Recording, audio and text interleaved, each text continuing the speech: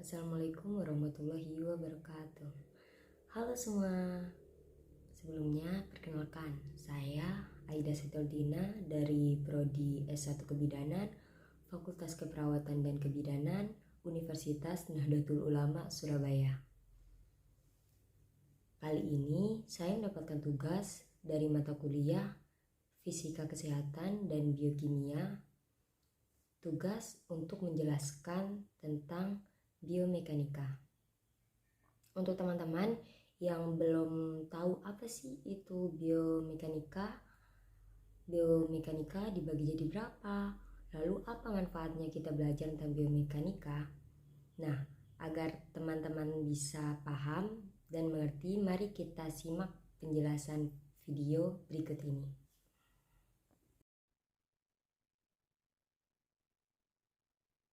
Baiklah teman-teman, di sini kita akan membahas tentang biomekanika.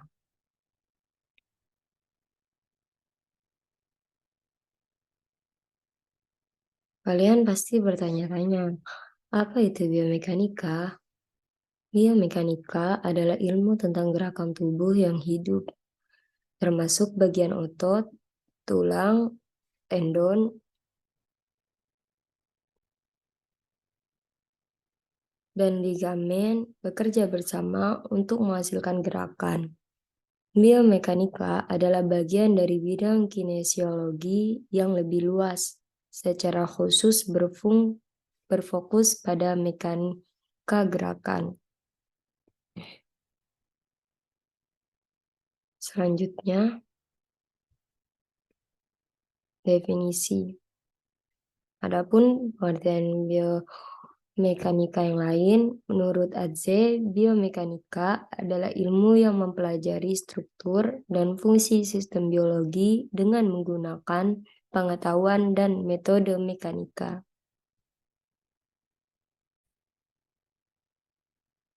Sedangkan menurut Hess, biomekanik adalah ilmu yang mempelajari gaya-gaya yang terjadi pada struktur biologi dan efek yang dihasilkan oleh gaya-gaya tertentu. Dan terakhir, menurut Frankel dan Nordin, biomekanika menggunakan konsep fisika dan teknik untuk menjelaskan gerakan pada berbagai macam bagian tubuh dan gaya yang bekerja pada bagian tubuh pada aktivitas sehari-hari.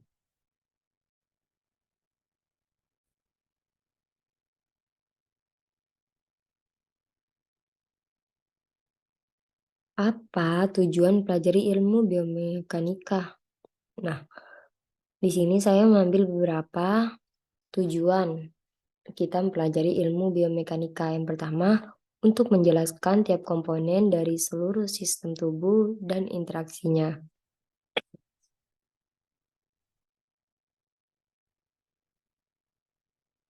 Lalu yang kedua, untuk mensimulasikan kondisi berbahaya, sulit untuk diukur, atau waktu dan biaya yang dikeluarkan untuk melakukan sebuah pekerjaan. Dan yang ketiga, untuk memperkirakan resiko yang mungkin muncul dari sebuah pekerjaan dan memperkirakan beban maksimal yang aman untuk diangkat.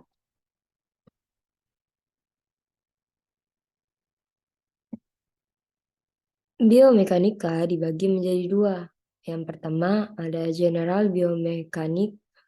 General biomekanik adalah bagian dari biomekanika yang berbicara mengenai hukum-hukum dan konsep-konsep dasar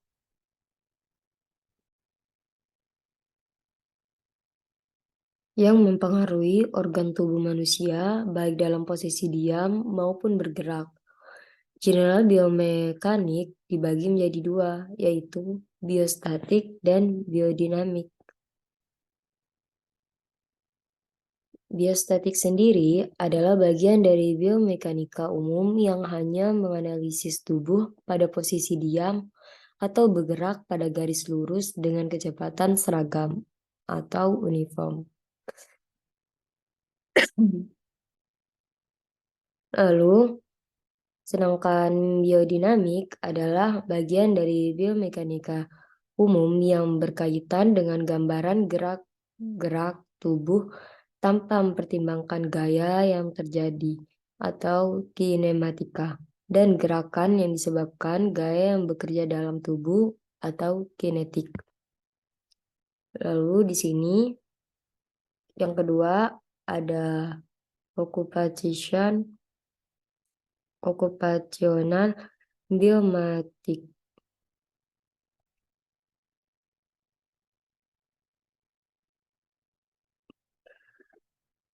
Didefinisikan sebagai bagian dari biomekanika terapan yang mempelajari interaksi fisik antara pekerja dengan mesin, material, dan peralatan dengan tujuan untuk meminimumkan keluhan pada sistem kerangka otot agar produktivitas kerja. Adapun penerapan biomekanika. Ada beberapa bidang khusus dalam penerapan biomekanika, seperti biomekanika kardiovaskular, biomekanika sel, biomekanika pergerakan manusia, atau khususnya biomekanik ortopedi. Yang keempat, biomekanika tenaga kerja, dan yang kelima, biomekanika olahraga. Contoh biomekanika olahraga. Yang pertama, kecepatan gerakan meningkat, seperti berlari, berenang, dan lain-lain. Yang kedua, melebihi banyak kekuatan, seperti melompat, memukul, mengangkat, dan lain-lain. Yang ketiga, membantu menghilangkan ketidakseimbangan otot. Yang keempat, mengurangi kehausan pada sendi dan ligamen. Dan yang terakhir, peningkatan bentuk dan teknik khusus olahraga.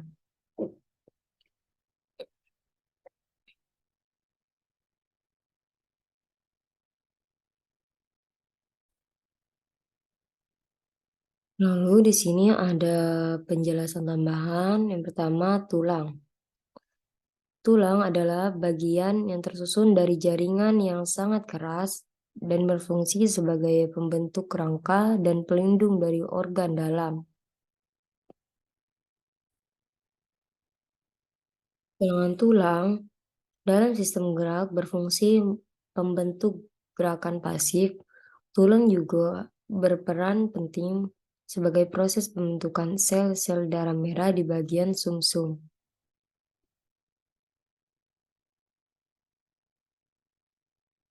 Lalu di sini ada connective tissue atau jaringan penghubung.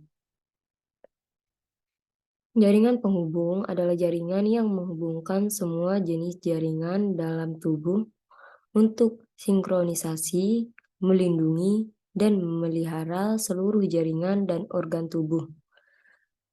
Jaringan ini mencangkup jaringan fibrosa, serat, jaringan lemak, ligamen, tendon, tulang rawan, sel-sel, serat protein, dan zat dasar amorf. Selanjutnya, ada ligamen.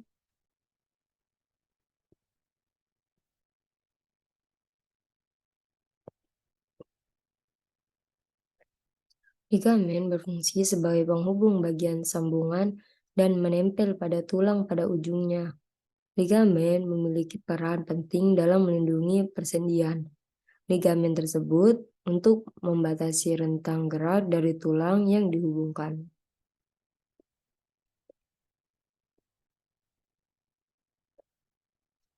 Lalu yang terakhir ada otot atau muscle.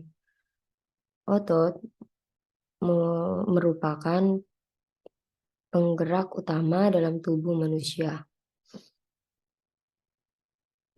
Sering disebut sebagai alat gerak aktif. Sel-sel otot menghasilkan panas tubuh untuk menjaga kestabilan panas tubuh akibat pengaruh dari luar. Tendon merupakan otot panjang dengan kekuatan elastis yang tinggi.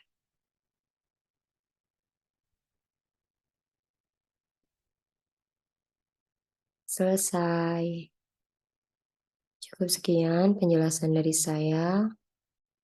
Jika ada tutur kata yang kurang berkenan atau tidak